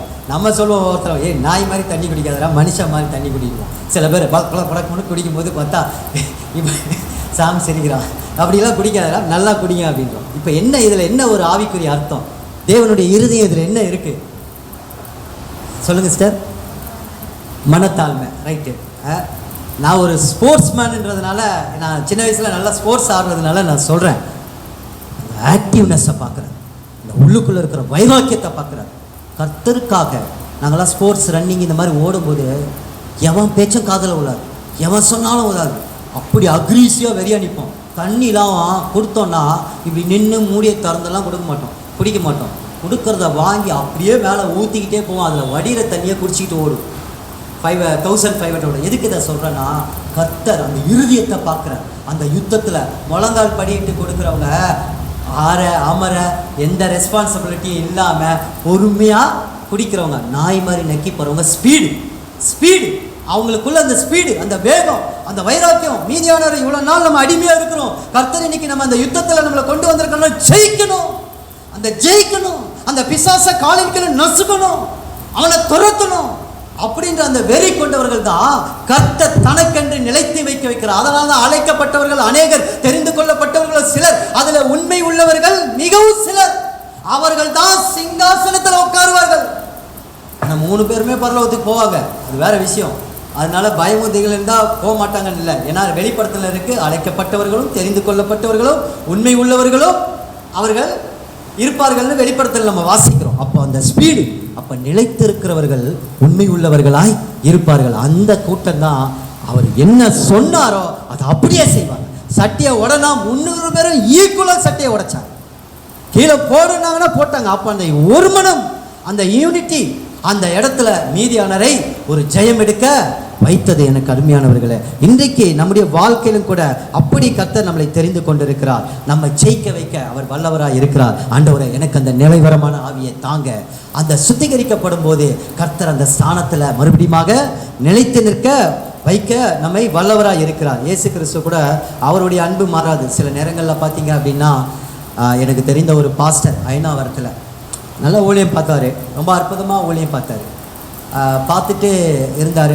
சின்ன ஒரு சல்லாபம், சபைக்கு வந்த ஒரு பெண்ணோட ஒரு சல்லாபம், ஒரு தடைக்கல், சபை விசுவாசிக்கு ஒரு இடரெல்லாம் மாறிட்டார். விழுந்துட்டார். அந்த இச்சையில் பிசாசு வைக்கிற ஒரு கண்ணியில் அவர் விழுந்துட்டார். அந்த ஸ்தானத்தை இழந்துட்டார், அந்த நிலையிலேருந்து போயிட்டார். சபை விசுவாசிகள்லாம் அந்த விஷயம் தெரிஞ்சு சபையை விட்டு போயிட்டாங்க. ஊழியம் போயிடுச்சு, எல்லாமே போயிடுச்சு. அப்போது எல்லாருமே சொன்னாங்க, அவர் கதை முடிஞ்சிருச்சு, இவர் அவ்வளோதான் அப்படின்னு சொன்னாங்க.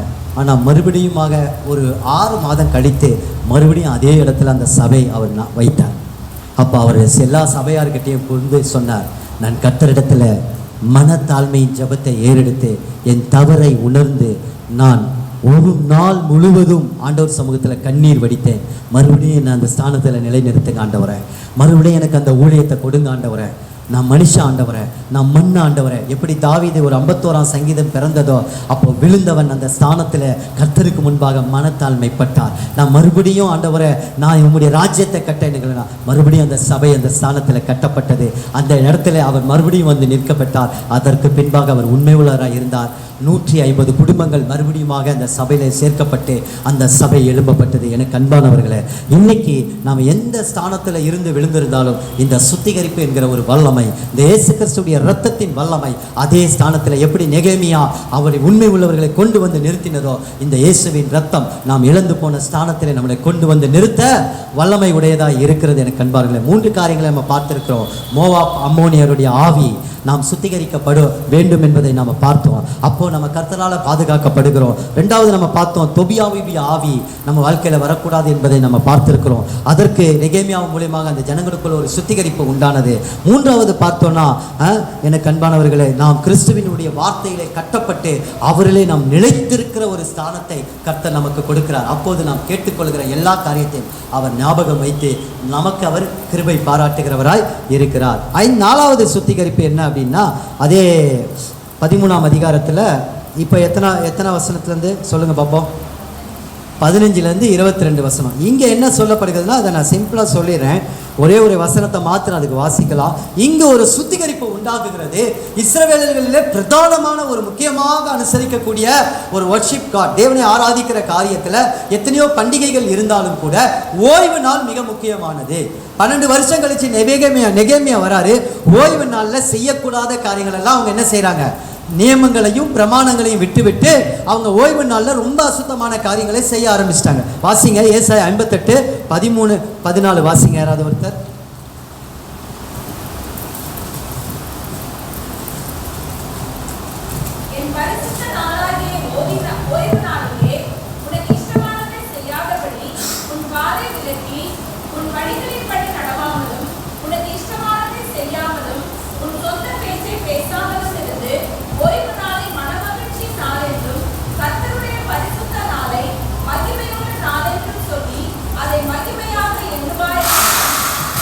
பாருங்க, மகிமையாக எண்ணுவாயானால், அடுத்து வாசிங்க. அப்ப கர்த்தரில் மனமகிழ்ச்சியா இருப்பாய், பூமியில் உயர்ந்த இடங்களில் உன்னை ஏறி வர பண்ணுவேன், உன்னை போஷிப்பேன். கர்த்தருடைய வாய் சொல்லியிருக்கு. ஓய்வு நாளில் இன்னைக்கு நம்ம எப்படி இருக்கிறோம்? அங்கே நெகேமியாவுடைய நாட்களில் இஸ்ரவேல் ஜனங்கள் ஓய்வு நாளில் என்ன பண்ணுவாங்கன்னா, கிழக்கு வாசல் மேற்கு வாசல் எல்லா வாசல்களும் அடைக்கப்பட்டுரும். ஏன் இன்றைக்கும் மெஞ்ஞானபுரம், நாசரேத்து, இந்த பகுதிகள் எல்லாம் நீங்கள் போனீங்க அப்படின்னா, மூக்குப்பிரி, இந்த பகுதிகளெல்லாம் மிஷனரிகளால் அந்த ஊர்களெல்லாம் எப்படிப்பட்டதுன்னா, முழுமையாக கிறிஸ்தவர்கள் மிஷனரிகளால் உருவாக்கப்பட்டது. அப்படியே ரட்சிக்கப்பட்டு அவங்கெல்லாம் அந்த காலத்தில் எப்படி இருப்பாங்கன்னா, ஓய்வு நாளில் எல்லாருமே அங்கே கடை மூடிடும். டோட்டல் கிறிஸ்தவர்கள், வியாபாரம் இருக்காது, எதுவுமே இருக்காது. இது நடந்த உண்மை. நம்மளுடைய ஒரு 750 கிலோமீட்டர் தூரத்தில் நடந்த உண்மை. ஒரு இஸ்ரவேல் தேசத்தை குறித்து நம்ம இங்கே பார்க்குறோம். ஆனால் இன்னைக்கு அங்கிருந்து வந்த சுவிசேஷத்தின் வெளிச்சம் இந்த தேசத்திலே, நாம இருக்கிற இந்த தமிழ்நாட்டிலே, இப்படிப்பட்ட கிராமங்களிலே, மாவட்டங்களிலே, ஞாயிறுகளிலே அவர்கள் எப்படிப்பட்டவர்களாக இருந்தார்கள்? வியாபாரத்தை அடைத்து ஓய்வு நாளிலே கர்த்தருடைய நாளாக வியாபாரம் செய்ய மாட்டாங்க, பிசினஸ் செய்ய மாட்டாங்க, தன் சொந்த பேச்சை பேச மாட்டாங்க. அப்படிப்பட்டவர்களாக இருந்தாங்க. எனக்கு அன்பானவர்கள், அப்படிப்பட்ட இருந்தபோது அந்த இடங்கள் ஆசீர்வதிக்கப்பட்டது. அவங்கள இருந்து பெரிய பெரிய அதிகாரிகள் எழும்பினாங்க, பெரிய பெரிய ஆட்கள் தேசத்தை கலக்குகிறவர்களாக இருந்தாங்க. சும்மா இல்லை, கர்த்தருடைய ஓய்வு நாளை இன்னைக்கு பரிசுத்த நாளாக என் இஷ்டப்படி இருக்கக்கூடாது. அப்போ இதெல்லாம் நம்ம செஞ்சுட்டு ஆண்டவர்கிட்ட நம்ம சுத்திகரிப்பை வாங்காமல் இருந்தால், சில நாட்கள் நம்ம கர்த்தரிடத்தில் மனமகிழ்ச்சியாக இல்லாமல் இருப்பதற்கு காரணம், கர்த்தர் நம்மளை உயர்ந்த ஸ்தானத்தில் ஏறி வராமல் பண்ணாதற்கு காரணம், கர்த்தர் யாக்கோப்பின் சுதந்திரத்தினால நம்மளை போஷிக்காமல் இருப்பதற்கு காரணம், இந்த ஓய்வு நாளில் நாம் அறியாமலே சிலதை அசட்டை பண்ணி கொண்டு இருக்கிறோம். இதை நெகேமியா சரி பண்ணுறாரு. அங்கே மீன்லாம் விற்கிறாங்க, நீங்கள் அதை படித்து பாருங்கள். மீன்லாம் விற்கிறாங்க. இன்றைக்கி சர்ச்சையில் பெனாயின்லாம் விற்கிறாங்க ஓய்வு நாளில். ஓய்வு நாளில் இல்லை, என்னையும் சேர்த்தா சொல்கிறேன், எங்கள் இதுலேயும் எல்லாம் நடக்க தான் செய்யுது. நாங்களும் குரல் கொடுத்துட்டு தான் இருக்கிறோம். ஏன் போன வாரம் நானே பிரியாணி விற்றேனே. நான் ஒன்று சொன்னேன்ல, பைபிளை வாசிக்கும் போது, நான் இந்த வார்த்தையை படித்த போது கண்ணீர் விட்டு அழுதேன். இந்த பிரியாணி விற்றதுக்காக. பிரியாணி விற்றது தப்பு இல்லை, ஒழுங்காக ஆலயத்துக்கு போயிட்டு நான் கொடுத்துருந்தேன். அன்றைக்கி நான் ஆலயத்துக்கே போகல. நான் 1:30 மணிக்கு இந்த சத்தியத்தை நான் எடுத்து நான் படிக்கும் போது கண்ணீர் விட்டு அழுதேன். ஓய்வு நாளை நான் ஏன் வேஸ்ட் பண்ணிக்கிட்டு இருக்கிறோம்? ஆண்டவரே, என்னை சுத்திகரியும், இதை பேசுறதுக்கு எனக்கு தகுதி இல்லை ஆண்டவரே. இதை நான் எடுத்து பேசுறதுக்கு அதனால தான் நான் சொன்னேன், இதை ஓரளவு தான் நான் சொல்லுவேன்னு சொன்னேன். ஏன்னா இதுல நான் தகுதி அற்றவனா நின்னேன். எனக்கு அன்பான ஓய்வு நாள், கர்த்தருடைய நாள். சொந்த பேச்சை பேசாதீங்க, அதை கர்த்தருடைய மன மகிழ்ச்சினால ஆண்டவருக்கு கொடுங்க. உட்காருங்க, குடும்பமா பேசுங்க. என்ன பிழை உங்ககிட்ட, என்ன உனக்கு குறை அப்படின்னு சொல்லி குடும்பமா உட்காந்து உபதேசிங்க. யோபு சொன்னார்ல, எனக்கு யாராவது உபதேசித்தா நல்லா இருக்கும், என் தவறுகளை எனக்கு சுட்டி காட்டினா நலமா இருக்கும். குடும்பமா உட்காருங்க. எப்பா நீ இந்த இடத்துல கோவமா பேசுங்க, இது எனக்கு மனசு வலிச்சது, குடும்பத்துல பேசுங்க. நமக்கு ஒரு சுத்திகரிப்பு வேணும். நான் உன்ன இடத்துல உன்னை காயப்படுத்துற மாதிரி பேசிட்டேன், அது உனக்கு தப்பா நான் இருதயத்தை நினைச்சேன், அது தப்பு. குடும்பத்துல ஒரு சுத்திகரிப்பு. ஞாயிற்றுக்கிழமை எதுக்கு? குடும்பமா இருங்க, குடும்பமா சாப்பிடுங்க, குடும்பமா இருந்து பேசுங்க. இப்படி நம்ம செஞ்சு பார்த்தோம் அப்படின்னா அது ஒரு மன மகிழ்ச்சியாக இருக்கும். எனக்கு அன்பானவர்கள், கர்த்தர் நம்மளை உயர்ந்த இடத்துல அந்த குடும்பத்தை கொண்டு போய் வைப்பார். அந்த குடும்பத்தை ஒரு நாள் கீழாக்க விடவே மாட்டார். நம்ம அதெல்லாம் செய்யறதில்லை. அன்றைக்கி தான் அக்கா வாக்கா எங்கேயாவது போகலாம், பீச்சுக்கு போகலாம், எங்கேயாவது போகலாம், அது ஈவினிங் 6வது நடக்கும், நமக்கு அது தேவையில்லை. இப்படி பல காரியங்களை இன்றைக்கி பல குப்பைகளை நம்ம கொண்டு வரோம். படிப்பை முன்னாடி கொண்டு வரோம், விளையாட்டை முன்னாடி கொண்டு வரோம், எத்தனையோ காரியங்களை கொண்டு வரோம். ஆனால் அதை குறித்து நமக்கு ஒரு பயம் இல்லை, அதை குறித்து நமக்கு ஒரு என்ன சொல்கிறது, ஒரு கவலை கூட நமக்கு இல்லை.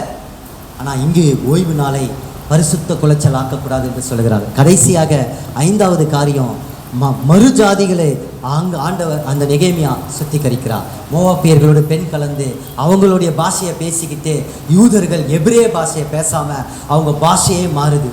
இன்னைக்கு நிறைய கிறிஸ்தவர்களுடைய பாஷையே மாறி போய் தான் இருக்குது. அன்னைக்கு பேதுருவையும் யோவானையும் பார்த்து இவர்கள் கல்லாதவர்களாக இருந்தும் இவர்கள் இயேசுவோடு இருந்தவர்கள் என்பதை இவர்கள் பேச்சை காண்பிக்கிறது. அப்படிப்பட்டவர்கள் இன்னைக்கு இல்லை, அப்படிப்பட்ட வாலிபர்கள் இன்னைக்கு இல்லை. ஏன்? மறு ஜாதியோடு கலந்து, மாற்று மதத்தாரோடு கலந்து அவர்களுடைய சேகமாக இருந்து. எனக்கு எத்தனையோ குடும்பம் தெரியும். இந்த ஓய்வு நாளில் அசத்தியா என்ன குடும்பம், கர்த்தர் சர்ச்சைக்கு போகாத குடும்பம் இன்னைக்கு டைவர்ஸ் ஆகி பிரிந்து போயிருக்கிறாங்க. எண்ணூரில் எனக்கு தெரிஞ்ச ஒரு குடும்பம், அந்த குடும்பத்தில் நான் போகிற வரைக்கும் அந்த குடும்பம் பாண்டிங்லேயே இருந்தது. என்றைக்கு அந்த குடும்பம் அங்கே வந்து சொந்த வீடு வாங்கி அங்கே ஓட்டேரி உரகடம் போயிட்டாங்களோ அவ்வளோ தூரம் என்னால் போக முடியல. அதுக்கப்புறம் பார்த்தா ஞாயிற்றுக்கிழமை ஆலயத்துக்கு போகல.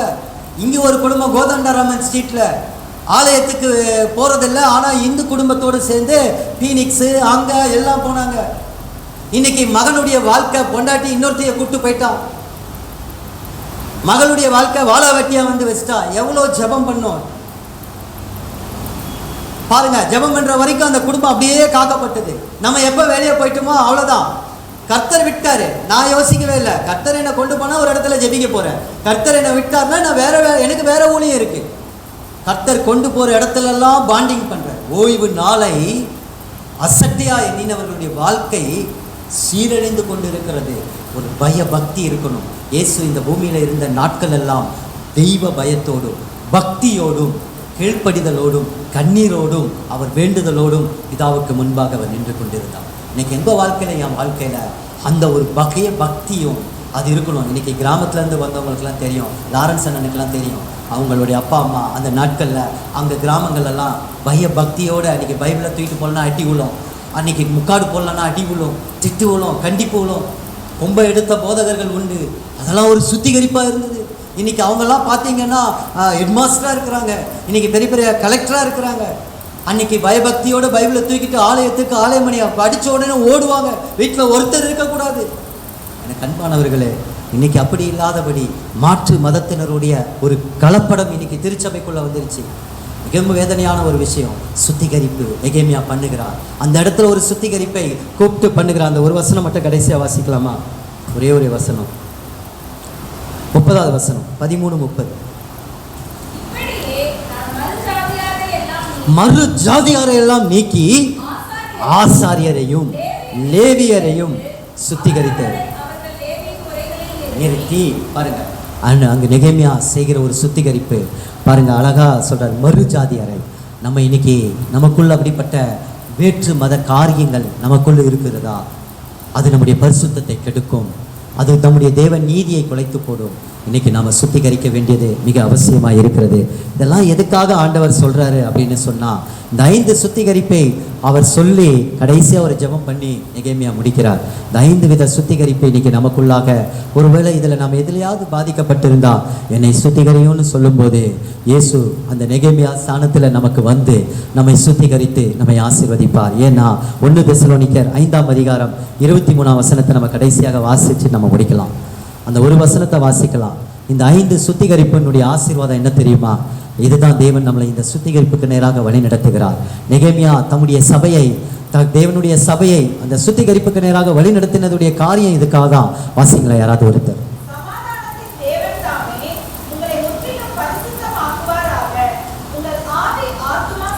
பாருங்க, சமாதானத்தின் தேவன் தாமே உங்களை முற்றிலும் பரிசுத்தமாக்குவாராக. வேற ஒருவரும் நம்மளை பரிசுத்தமாக்க முடியவே முடியாது, யாருமே முடியாது. இன்னைக்கு இந்த 5 நிலைகளில் நெகேமியாவுக்கு பாரத்தோடு வந்து சபையை அவர் சுத்திகரித்தார். இயேசுவுக்கு அந்த பாரம் இருக்கிறது சபையை குறித்து. ஓ மனவாட்டியை, இன்னைக்கு சமாதானத்தின் தேவன் நம்மை சுத்திகரிப்பதற்கு நம்ம இடம் கொடுக்க வேண்டும். எதற்காக? என்னுடைய ஆவியில ஒரு பரிசுத்தத்தை எதிர்பார்க்கிறார், என் ஆத்துமாவிலே ஒரு பரிசுத்தத்தை எதிர்பார்க்கிறார், என் சரீரத்திலே ஒரு பரிசுத்தத்தை எதிர்பார்க்கிறார். வாசிங்க தொடர்ந்து.